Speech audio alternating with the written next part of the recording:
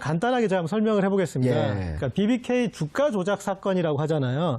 그럼 주가를 조작했어요. 예. 그럼 투자했던 소액 주주들이 피해자지 않습니까? 아. 네. 주가를 조작했으면 피해자들이 있어요. 그러니까 그렇죠. 주가 막 올려놓고 탁 팔고 그렇죠. 자기는 들고 튀고 예. 쫙 주식이 빠지면서 그분들이 피해를 본. 그렇죠. 아하. 이 피해자들이 있고 5천여 명의 1,000억 원대 손실을 입힌 주가 조작 사건이에요. 야. 그래서 그 사건에 대해서 그 사건이 주가 조작이 아니라고 하진 않아요. 김경준 씨도 얘기한 게 뭐냐면 이명박 전 대통령도 알고 있었고 이명박 전 대통령이 심지어 시킨 일이다 이런 식으로 얘기를 하는 그렇죠. 하고 에리카 김. 네, 김경준 씨의 누나 누나도. 에리카 김도 모든 것은 이명박 전 씨가. 대통령이 동생에서 시켜서 한 일이다. 그렇죠. 이제 그렇게 하고 있는 사건인데 예. 어쨌든 이런 수천여 명이 1,000억 원대 피해를 입혀 놓은 상태인데 그들한테는 그 사건이 현재 진행형이잖아요. 예. 지금도 왜냐하면 진행 중이고. 예, 피해 금액을 보전받지 못했으니까 그분들에게는. 그래서 그러면 이제 그분들한테 남은 숙제는 피해 금액을 어떻게 받느냐인데 예. 그 피해액이 두 군데로 지금 나뉘어 있습니다. 김경준 씨의 미국 자산으로 미국 압류가 걸려 있고. 연방법원이 걸어놓은 이제 한 370억 원대의 자산을 동결시켜 놓은 게 있고 예. 그리고 스위스 은행의 180억 원 정도를 예치시켜 놓은 스위스 크레디트 스위스 은행인데 거기에 이제 예치시켜 놓은 돈이 있었는데 네. 이게 2011년 2월 1일 날 다스의 계좌로 140억 원이 송금됩니다. 다스는 이명박 전 대통령이 실소유자라고 알려진 그런 알려진. 의혹을 받고 있는. 그렇죠. 감옥도 조심하셔야 됩니다. 감옥도 안 가려면. 지금 아들인 이시영 씨가 상무로 있는 아하. 그 회사인데,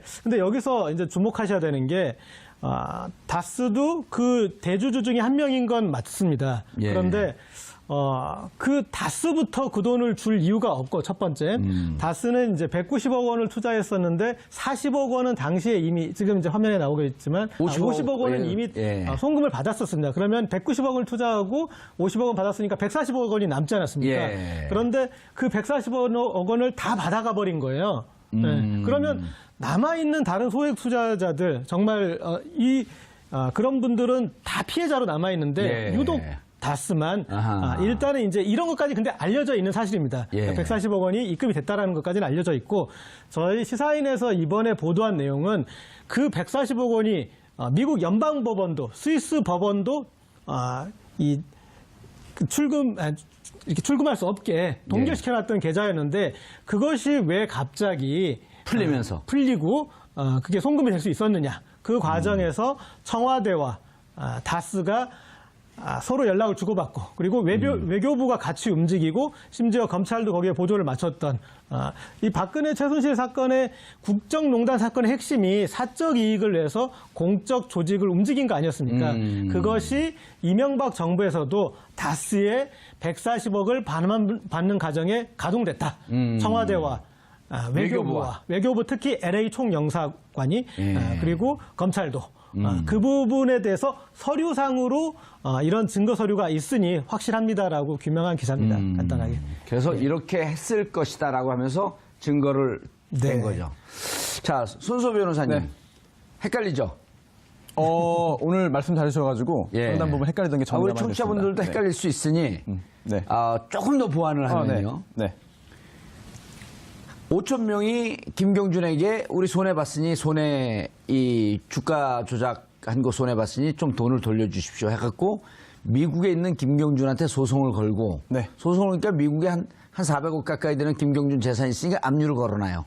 당신 처음 하면 안 된다 이거. 그렇습니다. 그다음 동시에 스위스 은행에 돈이 있다는데 스위스 은행의 돈은 확인이 된 바가 없으니 여기다는 걸지 못해요. 그래서 미국 법원에서 이제 이게 지금 그 고재열 기자님이 한 것 중에 빠진 건데 미 법원에서 이 소액 투자자들에게 돈을 돌려주시오 하고 판결이 내려졌어요. 그렇죠.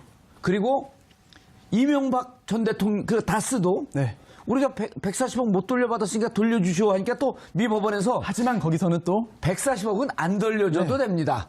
그렇죠. 이렇게 두 개가 판결이 났는데 5천 명한테는 결국 아무것도 안 돌려주고 돌려주지 말라고 했던 다스에는 140억 원을 돌려주는 거예요. 그렇습니다. 그 부분이 잘 이해가 안 되죠. 그리고 이 140억은 180억 중에 140억인데 이거는 또 미 연방법원에서 동결 명령을 스위스은행에다 내려놓은 거예요. 네, 그렇습니다. 근데 동결 명령 내렸는데 네. 고 기자님이 말씀하셨듯이 동결 명령 내는 게 어떻게 풀려서 어떻게 네. 넘겨줬지? 하나 더 나가면 네. 넘어간 게 2011년 2월인데 2월에 돈이 넘어가고 난 다음에 그로부터 한 달 가까이 지난 시점에 김경준 씨의 누나 에리카 김이 한국에 들어오면서 인터폴에 수배가 됐었거든요. 네. 근데 한국에 들어와서 두세 건의 검찰의 조사를 받은 게 모두 다 무혐의. 그렇습니다. 이러 다 끝나면서 땡 네. 정리. 굉장히 스펙터클하죠. 아, 영화로 만들까요? 우리나라, 미국, 뭐 스위스 넘나듭니다. 예. 근데 지금 말씀하신 포인트가 세 가지 같은데 첫 번째가 도대체 소송에서 이긴 다스한테는 김경준 씨가 왜 돈을 돌려주고 소송에서 소액 투자자들한테 졌는데 왜 돈을 안 줬느냐. 굉장히 이상하지 않습니까? 예. 여기에 대해서 김경준 씨가 밝힌 바가 있습니다. 예전에 인터뷰 한번 했죠. 예. 그래서 이명박 대통령 쪽에서 우리 가족들이 살 수 없을 만큼 너무 괴롭혔다. 그래서 돈을 보내줄 수밖에 없었다라는 이야기를 한 바가 있어요. 예. 과연 그게 전부인지 또는 김경준 씨도 아직까지 차마 말하지 못하는 내용이 있는지 그거 좀 궁금하고요. 또한 두 번째가 아니 미국에서 계좌를 다 동결시켰는데 이거를 풀기 위해서는 미국에 있는 판사가 결국 결정을 해야 되는 거거든요. 그런데 여기에 대해서도 지금 들리는 이야기로는 이번 보도에 나온 거죠. 그래서 도대체 이게 어떻게 됐냐. 미국 연방판사가 이거를 마음대로 그냥 해줄 리가 있겠느냐. 해줄만 하니까 했겠지라고들 이해하고 있었는데 알고 보니 설입니다만 아직은 확인되진 않았습니다만 여기 관련해서 이명박 대통령이 직접 미국과 협상을 했다. 그래서 해결을 했다. 그리고 그 협상을 함에 있어서 활용했던 게 한미 FTA다. 라고 하는 게 시사인 보도에 있습니다. 그 부분 굉장히, 그래요? 굉장히 중요하죠. 그 정도까지 네. 저희가 네. 노골적으로 보도하지는 않았습니다. 그랬나요? 네. 저의 추측과 저의 해석이 좀 담겨 있습니다. 아니, 그 FTA는 없어요. 그렇습니까? 저희는 네. 이제 이렇게 독자분들이 미루어 그렇게 짐작하실 수도 있게 이렇게 하긴 했지만 명시하지는 그런가요? 않았습니다. 명시하진 않았어요. 저의 짐작과 예. 해석이 들어가 있습니다. 네. 그리고 또 에리카 킴 관련해서는 결국은 검찰에서 이게 에리카 킴의 입국 전에 이미 모종의 협상이나 이야기가 되어 있지 않다면 과연 에리카 김이 입국을 했겠느냐. 또 입국해도 과연 그렇게 약속한 대로 진행이 됐겠느냐. 예. 이거 역시 뭐 단순히 검찰이 공명정대하게 객관적으로 수사를 했다라기보다는 전체적인 큰 그림을 미리 그려놓고 거기에서 일부 역할을 한 게 아니냐라는 의혹을 그동안 받아오고 있는 거죠. 아니 그리고 허성문 비서관님. 네. 그리고 그때 돈이 넘어간 걸 뒤에 네. 오드리 콜린스 판사거든요. 미국의 판사. 동결 명령을 내린 분이에요. 그분이 돈이 넘어간 걸 알고 노벌 대발합니다. 도대체 이게 어떻게 풀렸으며 왜 돈이 넘어갔는지 이 과정을 수사하라 하면서 검찰에 지시를 합니다. 수사하라. 그래서 우리는 여기서 이거 이제 큰일 났구나. 이게 대형 사고 터졌다. 이거 이제 다 밝혀질 것이다. 하고 있었는데 그로부터 지시하고 6개월이 지난 다음에 검찰에다가 지시를 해요. 지금까지 조사한 내용에 대해서 일절 발설하지 마라. 이게 뭐죠? 우리가 뭐 다 알 수가 없죠. 그 판사가 무슨 그 압력을 받았고 어떤 내용이 140억 중에 뽀줄 한 네. 10억, 14억 좀 받았을까요? 무슨 일이 있었는지 알 수는 없지만 어쨌든 그 연방 판사가 그런 결정을 내린 데는 우리 측의 어쨌든 외교부 예. 그리고 미국과의 어떤 협상이 있었을 것이다 하는 거에 대한 이야기를 방금 손 변호사가 하셨지 않습니까? 그런데 이제 실제로 우리가 알 수는 없지만 그렇게 충분히 추측할 만한 그렇지 않고서는 그게 풀릴 수가 없는 내용이니까요. 그런데 이제 김경준 씨가 한 이야기에 의하면은 이 동결 해제와 관련해서는 다스 측과 김경준 씨 측 변호사들이 충분히 이야기를 했고 그리고 이걸 풀어서 돈을 입금해주면 나를 풀어준다고 약속을 했다. 근데 돈이 입금되고 났는데 풀어주지 않았다. 그래서 약속을 위반했다라고 이렇게 이야기를 하는 거죠. 그러니까 어쨌든 다스 측은 물론 청와대와 긴밀하게 협의를 하고 끊임없이 회의 자료를 팩스로 주고받고 그렇게 한 거 아닙니까? 예. 하고 김경준 씨 측 변호사하고도 협의가 됐고 그러면서 우리 외교부나 검찰, LA 총영사 이렇게 해서 미국 측이나 이렇게 끊임없이 주고받으면서 이야기가 진행됐다는 것까지는 지금 드러나 있는 거 아닙니까? 그런데 예. 그것이 어떻게 작용됐는지는 방금 손 변호사가 이야기했던 것처럼 그렇게 추측으로서 이야기되는 뿐이지 정확하게 그 매듭 꼬리를 다 이야기하지는 지금 못하고 있습니다. 그 지금 이제 두 가지 정도는 아직 모호한 상태입니다. 사실은 이 기사 이후에도. 첫 번째는 김경준은 왜 그렇게 진행을 이렇게 어쨌든 김경준과 그 에리카 김 쪽은 동의를 해줬으니까 진행이 된 거잖아요. 예. 네, 그쪽의 변호인을 통해서 동의를 해줬겠지만 그렇다면 그들이 얻은 반대급부는 무엇인 것인가? 가족을 안 괴롭힌 것인가? 아니면 빨리 이제 알겠습니다. 예. 직접 기사를 쓴 주진우 기자에게 한번 전화 연결해 보시죠. 주진우 기자님, 안녕하십니까. 좀 그 공손하게 인사 좀 하세요. 안녕하십니까 이렇게 하지 말고요. 다시 해보세요. 예, 지금 어디세요? 안녕하십니까. 네. 저는 저기 급한 출장이 있어서 공항 가는 길에 있습니다. 이명박 전 대통령의 무슨 증거를 또 찾으러 간다고요? 네, 그렇습니다. 찾아보겠습니다. 뭔가 있는 것 같은데 목소리를 들어보니까 평상시 답지 않게 더 거만하네요. 아니요. 공손하게 받고 있습니다. 아, 그래요? 그런데 우리가 지금 이 말씀을 나누고 있었는데 김경준 씨는 기사에 따르면은 140억을 너무 가족을 괴롭혀서 돈을 돌려줬다. 돌려줄 이유가 없는데 괴롭히면 돈을 줍니까? 제가 주진우 기자를 막 괴롭히면 집 팔아갖고 저 돈 줍니까? 아, 그러게요. 근데 김경준 씨는 저한테도 그 얘기를 했습니다. 너무 살 수 없이 이명박 측에서 괴롭혀서 돈을 어차피 줄 거였으니까 줬다고 이렇게 얘기를 하는데, 일단 김경준 씨는 그렇게 얘기하고 있습니다. 그리고 마치 돈을 돌려주면은 석방시켜줄 것 같은 그런 얘기도 오갔었나요? 김경준 씨는 석방시켜줄 걸로 믿고 있었어요. 믿고 있었다고 자기가 얘기합니다. 다스 쪽의 핵심 관계자들도 돈을 돌려받으면 김경준을 풀어주기로 했대요. 그래서, 그런 협의서를 만들기도 했답니다. 그런데, 김경준을 풀어준다, 석방한다, 이런 문구가 담긴 내용을 보고 MB가 직접 호통을 쳐서 그거는 협의 조항에서 빠졌다고 들었습니다. 그게 논의가 되다가 그러면 다스 김경준 측 그 변호사와 다스 측 관계자와 이게 협의를 한 거네요. 돈 돌려주면 안 괴롭히고 돈 석방시켜주겠다. 예, 몇 가지 협의 사항이 있었어요. 그리고 협의 내용이 있었는데 그러니까 다스가 청구한 모든 소송들을 다 취하한다던가, 그리고 돈을 돌려주고, 그리고 몇 가지 비밀 협약을 맺는다던가, 몇 가지 조항에 있습니다. 그리고 이 얘기에 대해서 다른 데서 발설하지 않는다, 이런 몇 가지 조항들이 있는 걸로 알고 있는데, 예. 그 안에 중에 하나가, 김경준을 풀어준다는 내용도 처음에는 포함이 돼 있다가 빠진 걸로 알고 있습니다. 그런데 이게 당시 대통령 현역 근무 시절, 현역 시절 아니에요? 네네. 이 돈을 받기 위해서 대통령 청와대 행정관이 움직이고 대통령이 직접 이거에 관여하면서 돈 돌려받는 작업을 했다? 예. 선뜻 이야기가 힘이 든데요? 아니요. 이명박 대통령은 그러고도 남을 뿐이세요.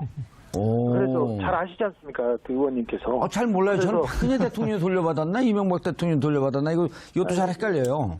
이명박 대통령과 청와대가 예. 140억 관련돼서는 굉장히 노력하는 모습이 곳곳에서 보입니다. 제가 그 시사인 기사를 통해서 서류를 4개 정도 공개했는데. 네 개 정도 공개가 됐더라고요. 네, 4개 정도 공개했습니다. 오늘자 시사인에. 그런데, 한 40건 정도 되는 것 같습니다. BBK, 다스로부터 돈을 돌려받기 위해서 청와대가 움직이거나 아니면 공권력이 움직이거나 준비한 내용들이 보면 그러니까 그 돈을 받기 위해서 면밀하게 움직였고 면밀하게 움직였고 이 부분은 직접 대통령께서 보고를 받았다고 다스의 핵심 관계자는 말하고 있습니다. 야, 이 돈을 돌려받기 위해서 LA 총영사 했던 김재수 총영사관과 다스 같이 회의를 했고 이것을 대통령이 보고를 받았다? 네. 이건 법적 관계 이런 걸 떠났고 그렇게 하려고 대통령이 됐나요? 대통령이 할 일은 아닌 것 같은데요? 140억을 다스로부터 돌려받는 것 자체가 예. 다스가 이명박 대통령하고 밀접한 관계가 있거나 그리고 BBK가 이명박 대통령하고 뗄 수 없는 그런 관계라는 것을 증명하기도 합니다. 그래서 그런데도 불구하고 그런 오해와 억측을 살 것이 뻔한데 왜 이명박 대통령은 아니라고 주장하고 있으니까. 그런데도 불구하고 이 140억을 받기 위해서 청와대가 움직인 걸 보면 예. 다스와 BBK가 이명박의 그 차명 소유가 아니라 이명박과 그 밀접한 관계가 있다는 것을 방증하는 증거라고 할 수 있죠. 그러니까 한간에 떠들고 있고 의혹을 받고 있는 이명박 대통령이 실질적 소유자일 것이다.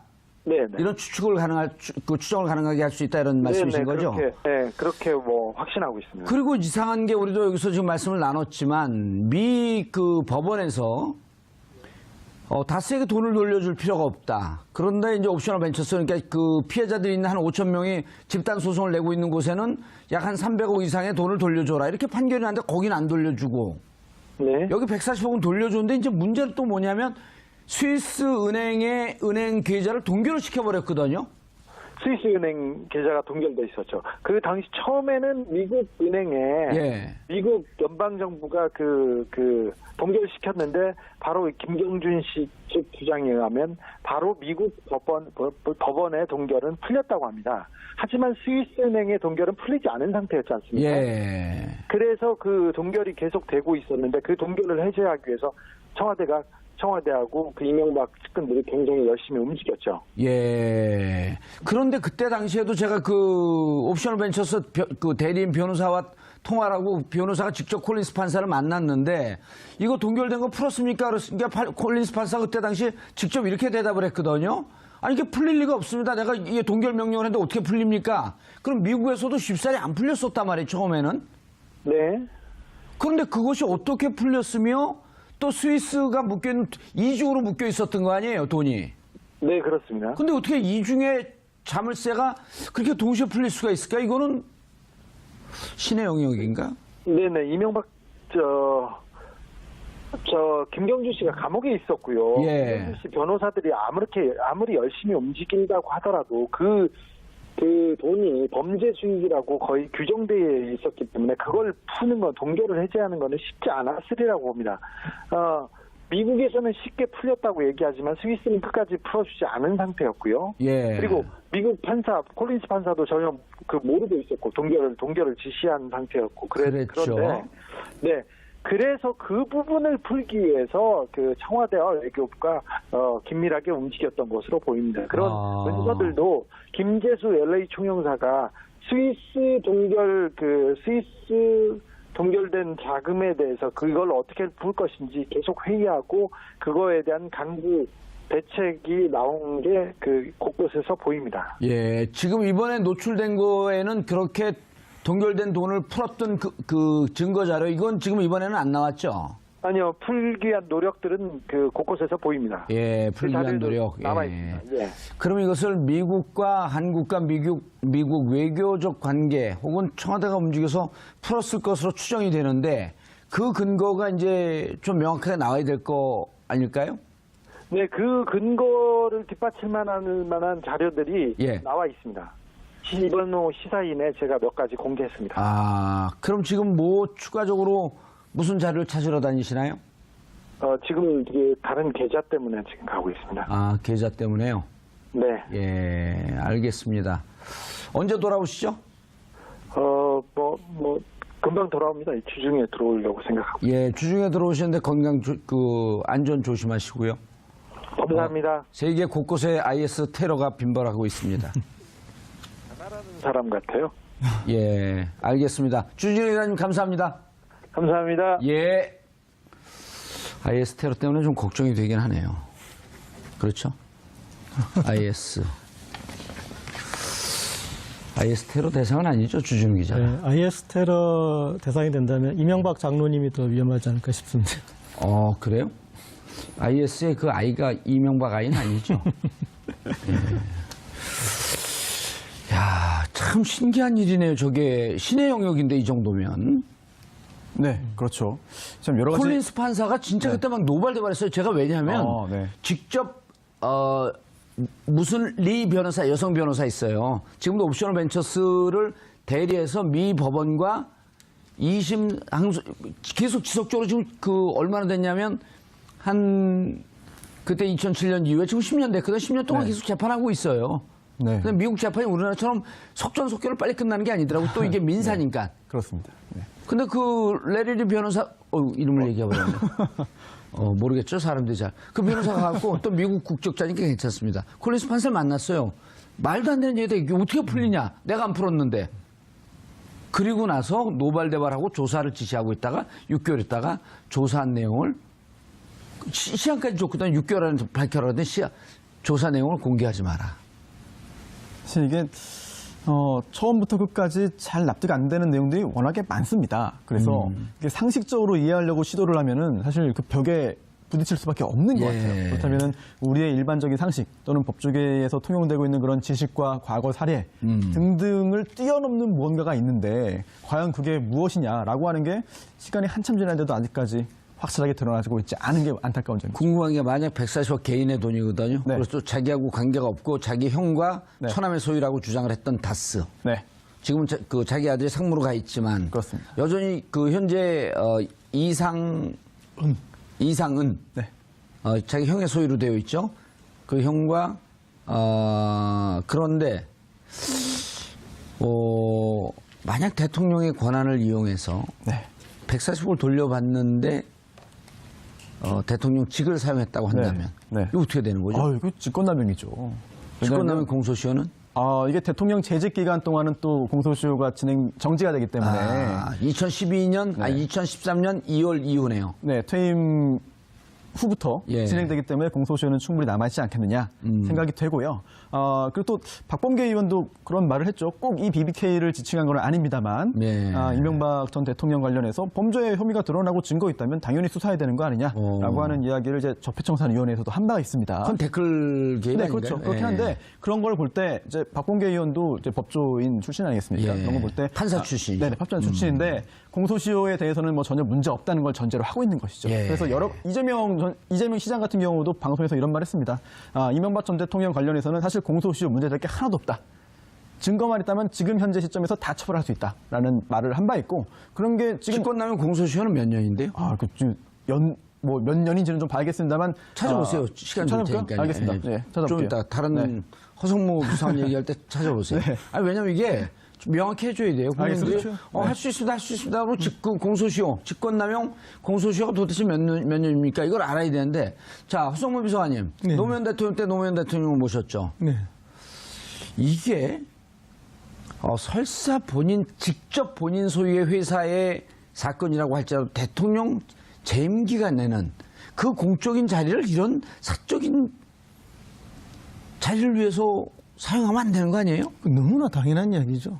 공적인 위치에 있을 때는 공적인 일을 해라고 그 예. 위치에 올려놓은 것이고 그리고 공적인 일을 하는 그에 대한 대가로서 월급을 주는 겁니다. 세금을 쓰는 거고. 근데 그 공적인 위치에서 사적인 일을 했다는 것은 뭐 법적으로는 직권남용이고요. 정치적, 도덕적으로는 있을 수가 없는 일이죠. 납득이 안 되는 거 아니에요? 그러니까 정치적, 도덕적으로는 뭐 충분히 공격을 받아야 되고 예. 법적이나 헌법적으로도 문제가 된다면 탄핵의 사유도 되는 거죠. 그런데 뭐 이미 이제 임기는 다 끝나고 지나갔기 때문에 지금 와서 탄핵을 할 수는 없는 거지만 탄핵과 버금가는 충격을 가해야 되겠네요. 법적인 그런 또는 정치적, 도덕적인 책임은 여전히 물을 수는 있는 건데요. 뭐 아마도 공소시효가 저는 남아 있을 거라고 봅니다. 왜냐하면은 어느 잘 사소한 범죄들은 공소시효가 매우 짧다 하더라도 대개의 범죄들은 뭐 공소시효가 5년, 10년씩 다 그렇지 않습니까? 일반적으로. 그렇기 때문에 만약에 5년이라 해도 아직 공소시효가 남아 있는 것이기 때문에 충분히 뭐 할 수 있다 이렇게 봅니다. 아니 제가 이제 김치 사업 이런 거를 해요. 예를 들면 그 청와대에 앉아갖고 야 여기 삼성 대기업 30개 불러봐. 자, 뭐 30명 앉혀놓고 자, 이 기업은 구내식당 어디 김치 먹습니까? 아유, 제가 김치 사업하는데 김치 사업 계약을 좀 해주시죠. 이건 뭐에 해당하나요? 이런 거하고 똑같거든요. 일종의 강매죠. 그것도 뭐. 직권남용이죠. 직권남용 또는 강요죄가 될 수 있겠죠. 뭐. 직권남용에 의한 권리행사 방해. 그런 것도 될 수 있고. 미국 가서 140억 찾아와. 행정관 어떻게 됐어? 다세 회의한 내용 가져와봐. 이렇게 얘기하면 이해가 쉬운 거예요. 그렇습니다. 이제 그러니까 청와대에 있으면서 청와대 민정수석실의 행정관을 다스와 또 청와대 간 민정실 간의 또 본인과 대통령 본인과의 연락소통 창구의 직원으로 쓴 거 아닙니까? 예. 그러니까 국가를 위해서 공적인 일을 해야 될 사람을 자기 아하. 개인적 업무에 심부름을 시킨 거죠. 전담자까지 만들어서. 예. 그렇기 때문에 이거에 뭐 명백하게 문제가 있는 것이고요. 오늘 기사가 좀 어려웠나요? 다른 언론사에서 오늘 기사는 잘 안 받았더라고요. 저희가 아직 인터넷에 풀을 안 해가지고 이 기쁜 소식을 모르는 언론사가 많을 텐데 인터넷에 언론 풀을 쳐야 될 텐데. 오늘 좀 이게 방송 그렇죠. 듣고 예. 시사인 이렇게 읽어보시면 이 상황의 심각성을 아실 거고, 그러니까 그 직권남용의 증거들로 그 사람들이에요, 사람 자체가. 그러니까 예. 청와대에 왜 미국 변호사 출신의 그 사람을 앉혀서 다스와의 연락책으로 행정관. 예, 그 예. 행정관을 삼았느냐. 그리고 그 행정관이 김재수 LA 총영사의 사실은 이제 부하직원이나 마찬가지인 그런 사람이었잖아요. 그렇죠. 그런데 김재수 총영사도 사실은 총영사로 앉힌 것 자체가 문제가 됐어요. 미국 영주권자였어요. 그러니까 우리 법에 영주권자를 총영사로 앉힐 수가 없어서 일단은 그 영주권을 포기하고 그다음에 이제 총영사가 됐는데 그분이 하신 일이 우리가 총영사라는 역할은 교민들의 이해를 지켜달라는 그런 총영사잖아요. 예. 근데 대통령을 위해 일하고 이분은 다스랑 계속 회의를 했어요. 그래서 그 다스 쪽에서 계속 또 청와대 이 암흑의 행정관을 통해서 보고를 하면서 그 체계를 갖춰가지고 국가 조직 중에 청와대 이 비서관 수석실에 있는 행정관과 그리고 총영사가 대통령의 이해를 그것도 법적으로 보장받지 못한 이익을 지키기 위해서 움직였던 것들이 여러 서류로 이번에 주진우 기자가 아까 착각해가지고 문건 4개라고 그랬는데 5개거든요. 5개를 통해서 그걸 저희가 이제 증명한 거고요. 그러니까 이게 이상하잖아요. 예를 들어 다스가 자기 실소유자, 자기가 무관하다. 네. 그럼 다스의 돈을 돌려받기 위해서 청와대 행정관, 미국 변호사죠. 그 다음에 LA 총영사. LA 총영사도 그때 우리가 무슨 비판을 했냐면 LA 총영사 그러니까 LA 총영사 김재수, BBK 관련된 김재수를 LA 총영사로 앉힐 때 저것은 미국에서 지금 재판이 진행되고 있는 다스. 네. 이런 등등의 실제 재판. 소송을 진행하고 있던 변호사였죠. 그렇죠. 소송 대리인으로 김경준 쓰기 위해서 씨와. LA 총영사로 바꾸는 거다. 네. 그게 사실로 드러난 거네요. 그렇죠. 예. 그리고 어허. 그 뒤에 이제 좀 전문 용어로 땡 처리를 이분이 하신 거죠. 그러니까요. 그 이제 자기가 개인적으로 뭐 다스에서 그 변호인 비용을 지불해야 되지 않습니까? 예. 근데 총영사로 임명하고 그 밑에 있는 새끼 변호사를 청와대 민정실의 행정관으로 이러면 국고로 소송 비용을 대신 주는 거나 마찬가지 아닙니까?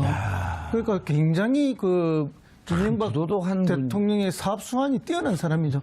그렇게 하면 사람들이 칭찬하는 줄 알아요. 자기가 지불해야 될 당연한 또는 자기가 아니라도 다스가 지불해야 될 당연한 비용을 예. 이렇게 공적 자리에 임명을 해서 국가의 세금으로 월급 주고 하면서 자기 개인 일을 하게 만드는 거니까 예. 사실은 국민 입장에서 보면 천인공노할 알겠습니다. 짓을 한 거 아닙니까? 이게 형법상의 직권남용으로 볼 가능성이 충분히 있어 보이는데요. 예. 지금 오늘 논의하는 바대로 만약 그렇다고 한다면 공소시효는 문제가 되지 않는 게 이게 법정형이 권리남용 형법 123조 권리남용의 법정형이 5년 이하의 징역 또는 1,000만 원 이하 벌금이거든요. 그러면 그 공소시효가 5년이네요. 아니요, 그렇진 않고요. 5년 미만의 경우엔 그렇게 되는데 이제 징역 법정형이 5년 이하의 징역이니까 이제 5년 장기 10년 미만의 징역에 해당합니다. 법정형이 거기에 예. 해당되는 범죄이기 때문에 공소시효가 7년입니다. 네, 그렇다면 뭐 충분히 시간은 많이 남아 있다고 볼 수 있겠죠. 4년, 3년.